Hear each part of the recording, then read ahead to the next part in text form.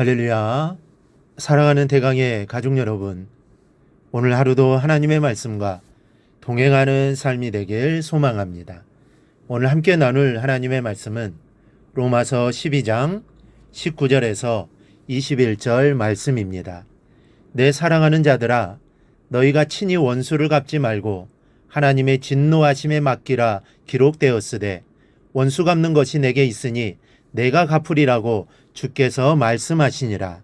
내 원수가 줄이거든 먹이고 목마르거든 마시게 하라. 그리함으로 내가 숯불을 그 머리에 쌓아 놓으리라. 악에게 지지 말고 선으로 악을 이기라. 아멘. 이 원수라는 말의 사전적 의미는 자기에게 해를 끼친 사람, 전쟁의 상대나 적, 원한의 대상이라고 되어 있습니다. 그러나 사전적 의미만으로 설명이 되지 않는 것이 원수입니다. 말로는 그 미운 감정을 다 나타낼 수 없는 것이 원수에 대한 감정입니다. 이 죽여도 화가 풀리지 않는 것이 원수입니다. 그것도 할 수만 있다면 더 고통스러운 방법으로 죽여야 좋을 것 같은 것이 원수이고, 다른 사람의 손으로 원수를 갚는 것으로는 마음이 안 차서 바로 내 손으로 원수를 갚았으면 하는 것이 원한에 찬 사람의 마음일 것입니다. 그런데 오늘 성경은 정반대로 말씀합니다. 절대로 원수를 자기의 손으로 갚으면 안 된다고, 친히 원수를 갚지 말고 하나님의 진노하심에 맡기라고 말씀합니다. 한마디로 하나님께서는 우리가 원수 갚는 것을 단호하게 금하십니다. 원수 갚으면 안 된다는 말씀입니다. 하나님이 왜 원수 갚는 것을 금하실까요? 먼저 원수는 선으로 갚아야 완전한 해결을 볼 수 있기 때문입니다. 이 중국 무협 영화를 보면 이 대부분의 내용이 원수를 갚는 일을 주제로 할 때가 많습니다. 이 평화롭고 행복이 가득한 집에 난데없이 괴한들이 들이닥칩니다. 그리고는 온 가족을 아주 비참하게 몰살을 시킵니다. 그 비극적인 모습을 그 집의 어린 아들이나 딸이 몸을 숨기고는 벌벌 떨면서 목격을 합니다. 괴한들은 모두를 죽인 것으로 알고 돌아가죠. 그 아이는 가슴속에 그 원한을 품고 언젠가 부모의 원수를 반드시 갚겠다는 마음으로 자라납니다. 우여곡절 속에 무술을 잘하는 스승을 만나게 되고 고생하며 무술을 익힙니다. 그리고 힘겹게 무술의 도를 통하는 경지에 올라서면 스승에게 하직 인사를 하고는 원수를 찾아 나섭니다. 마침내 원수가 어디 살고 있다는 정보를 입수하고는 목숨을 걸고 원수의 소굴로 들어갑니다. 그리고 원수의 졸개들을 거의 다 죽이고 나서야 거의 지친 몸으로 원수를 만나 일전을 벌이게 되죠. 몸이 상하고 거의 지쳐서 원수와 싸우게 되었으니 싸움의 초반은 거의 두들겨 맞으면서 이길 가능성이 없어 보입니다. 그러나 어느 순간 역전의 기회를 마련하고는 장렬하게 원수를 갚는 것으로 영화는 대부분 끝을 냅니다. 그런데 영화는 거기서 끝이 나지만 이것이 현실이라면 죽인 원수의 아이들도 그 장면을 보고는 원한을 가슴에 품고 그 원수를 갚으려고 할 것입니다. 원수는 갚게 되면 바로 그 순간 또 원수를 만들게 되는 것입니다. 물리적이고 야만적인 방법으로 원수를 갚는 것은 절대 그것으로 문제가 종결되지 않습니다. 그래서 악은 선으로만 갚아야 하는 것입니다. 나를 미워하는 사람을 용서해 보십시오. 죽여야 되는 원수를 용서하고 사랑해 보십시오. 그 순간 모든 관계가 해결이 됩니다. 그래서 악은 선으로 갚아야 한다고 하는 것입니다.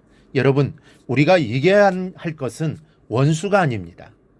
우리가 기필코 싸워 이겨야 할 것은 악입니다. 악과 싸워야지 사람과 싸워서는 안 됩니다. 오늘 말씀은 이것을 분명히 하고 있습니다. 악에게 지지 말라.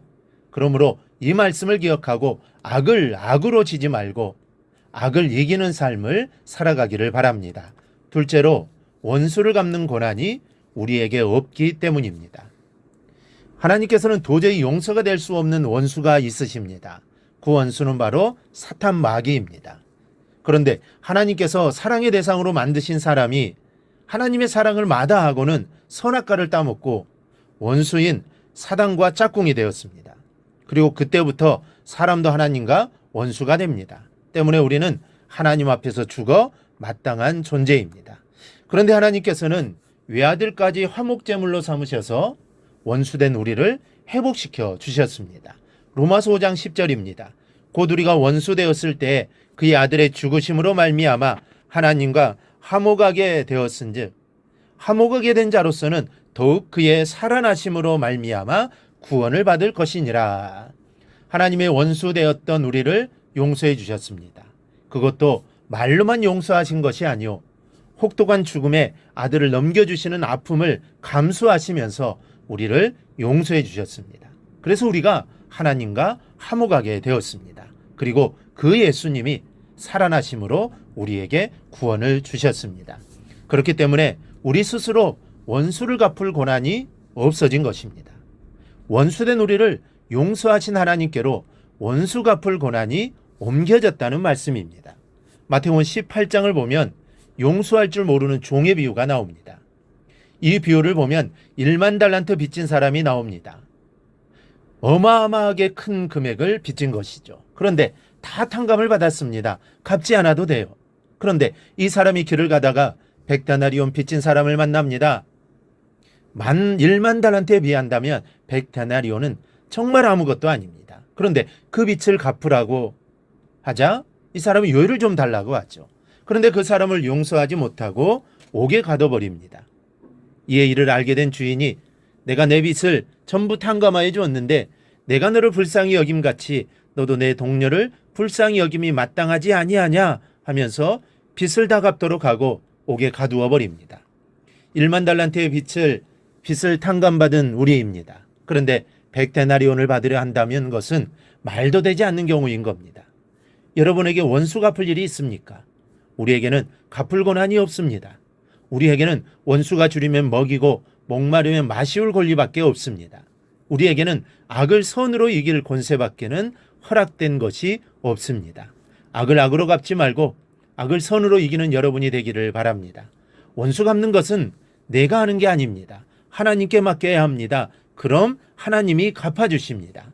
이 시간 기도를 통하여 악을 선으로 이기는 큰 능력이 여러분에게 임하기를 바랍니다.